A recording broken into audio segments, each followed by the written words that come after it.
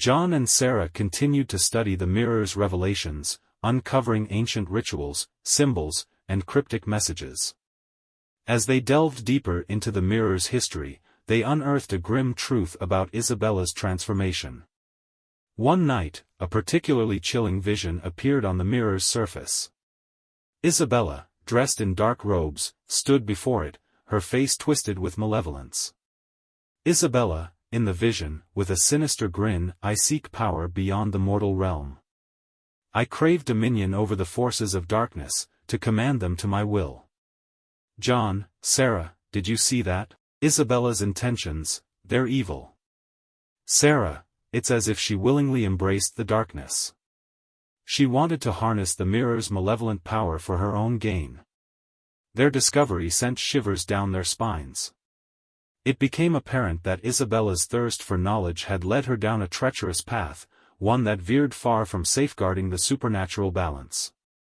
John, Sarah, we can't let her malevolent legacy persist. We must find a way to contain the mirror's power before it consumes everything. Their research took on a frantic pace as they hunted for a way to neutralize the mirror's malevolent influence. However, the more they delved into their family's dark history, the clearer it became that severing the connection to the mirror might be impossible. Sarah, John, the mirror's power is too deeply entrenched. It resists all attempts to sever the connection. Isabella's malevolence is a part of it now. John, we're trapped in a nightmare, with no way to break free. As they gazed at the malevolent mirror, they realized that they were facing a force beyond their control, one that had been tainted by the darkness Isabella had unleashed. John and Sarah knew that their love alone might not be enough to sever the malevolent mirror's connection. Desperation drove them to explore unconventional solutions. John, Sarah, we can't let the mirror's malevolence consume us. Sarah, I've been thinking, John. Maybe we need to approach this from a different angle, find a solution beyond our emotions. Their quest led them to an ancient artifact known as the luminous amulet. Legend spoke of its ability to harness and radiate pure light and positive energy, a stark contrast to the mirror's malevolence. Artifact Keeper, the luminous amulet is a force of great purity, a beacon of light against darkness. But it comes with a price, for it requires a selfless sacrifice to activate its full potential. Undeterred, John and Sarah embarked on a journey to obtain the amulet. It took them to distant lands and perilous encounters, but they finally secured the precious artifact. The desperate gamble. With the luminous amulet in hand, they stood before the malevolent mirror, its surface churning with dark energy. Sarah, we have one chance at this. We need to activate the amulet's power and let it counter the mirror's malevolence. John, I'm willing to do whatever it takes. Together, they held the amulet before the mirror. It radiated a brilliant light, its power clashing with the mirror's darkness. The room filled with blinding, swirling energy as the opposing forces collided. Sarah, it's working, John. Keep holding the amulet steady. But as the battle between light and darkness raged on, it became evident that the mirror was not easily defeated.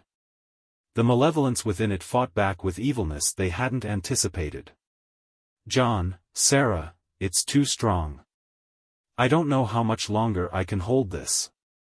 The amulet's brilliance began to wane, its power fading under the mirror's relentless assault. John and Sarah's strength drained rapidly, and their resolve was pushed to the limit.